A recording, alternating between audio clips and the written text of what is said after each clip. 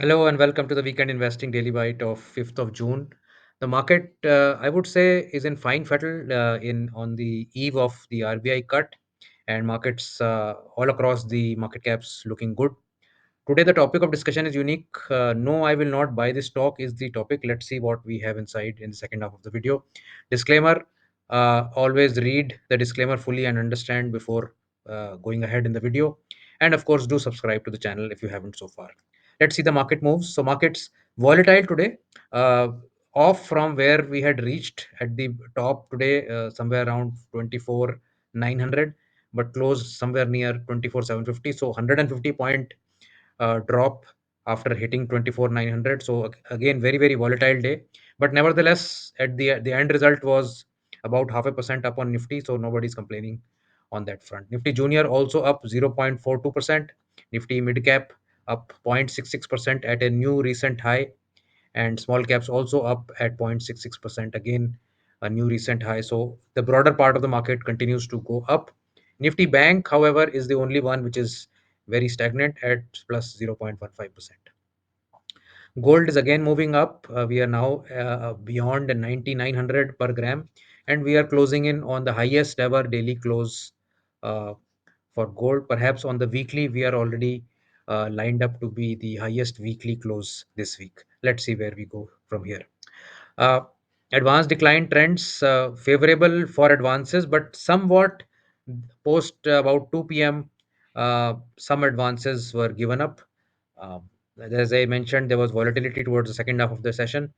ICICI Bank, Eternal, Sun Pharma, Power Grid, some of these stocks keeping the Nifty buoyant. Reliance also pitching in with 1.3%. And you have some losers in Tata Consumers, Bajaj, Twins, Axis Bank, etc., which were down in the red. In the Nifty Next 50 space, you had DMart, HAL, Zydus Life, Naukri did very well at 4.5%. DLF was running at 2.7%. But PSU banks today were little on profit booking side. Bank of Baroda, Canara Bank down. Capital Goods, Siemens, Havels also down. TVS Motors down. Pidilite, IOC, BPCL. These stocks were also down. In the sectoral trends, you can see that uh, you have some fantastic gains in capital market once again. So BSC stock and NSE in unlisted are chartering new territory every day. CDSL has also joined. This is despite Nitin Kamath of Zerodha coming in and saying that broking is going to lose 20% this year. So nobody is giving any discount to those kind of news from the market. I would say wizards, but they are in their own tune. And 2.9% on capital markets, 2.3% on defense. So defense again coming uh, to the forefront along with real estate. So these three sectors, capital market, defense, and real estate, have really surprised a lot of folks, and they continue to do well with the momentum going there. Pharma also doing well today, 1.3% up. Central public sector enterprise stocks also coming back at 0.9% stock. The only profit booking place where you saw some red was PSU banks at minus 0.6%, some in autos and private banking and media. Otherwise, all sectors were looking upwards. In the capital market space, you had fantastic moves in 361 WAM, CDSL, Angel One, BSC, and MCX. Um, just from very recent March lows, capital market index has gone from nearly 3,000 to 4,500. So 50% gain has come in just the capital market stocks.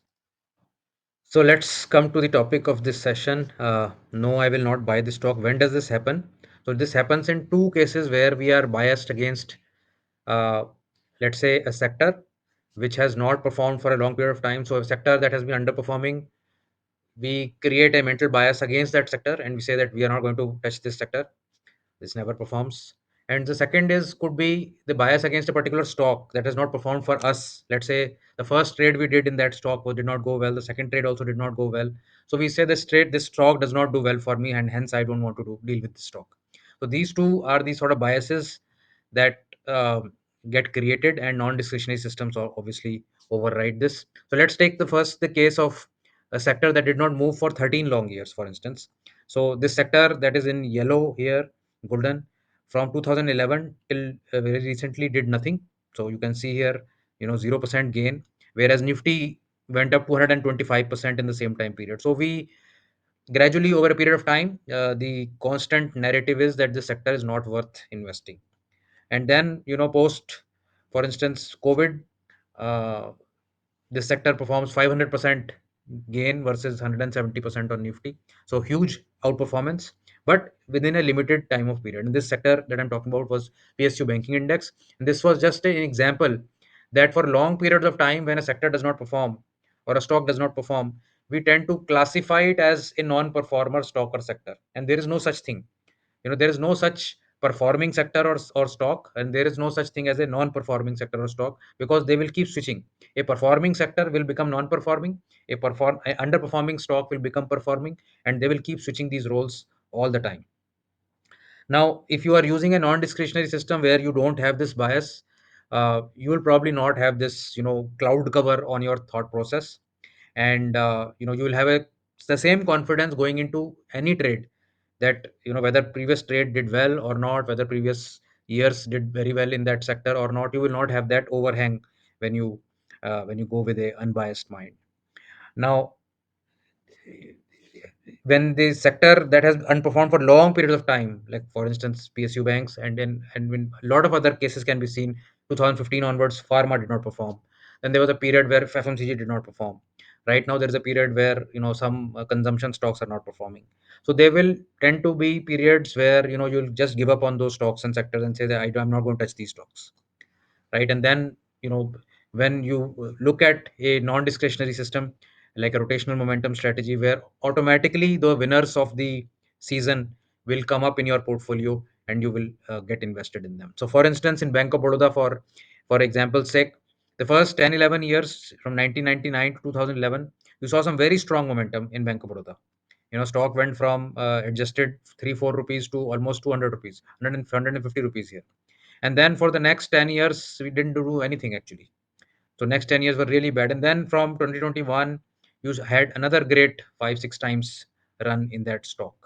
So trade number one, if I were to see post COVID, then perhaps maybe I would have entered here and quickly exited here. So it may have been a small loss that I may have incurred, and that one loss should not give any kind of sort of color to the next trade on Bank of Baroda when it comes around, right? Most discretionary folks will not take the same stock in the next trade. Last time also I tried this stock and it became a 12% loser. But the next time, after this first trade, the next trade I perhaps really did very very well. And in some of our strategies, perhaps it may have resulted in 98% kind of gain.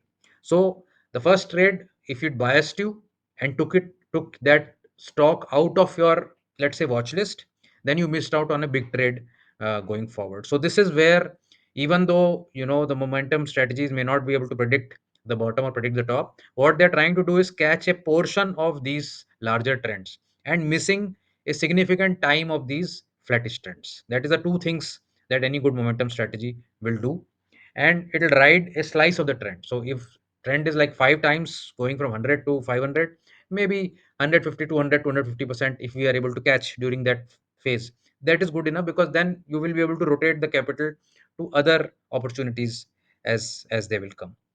So the takeaway is that there is new leadership in almost every new uptrend. So right now we are seeing defense, capital markets, real estate, and these are new leaderships which were not there in the last many years.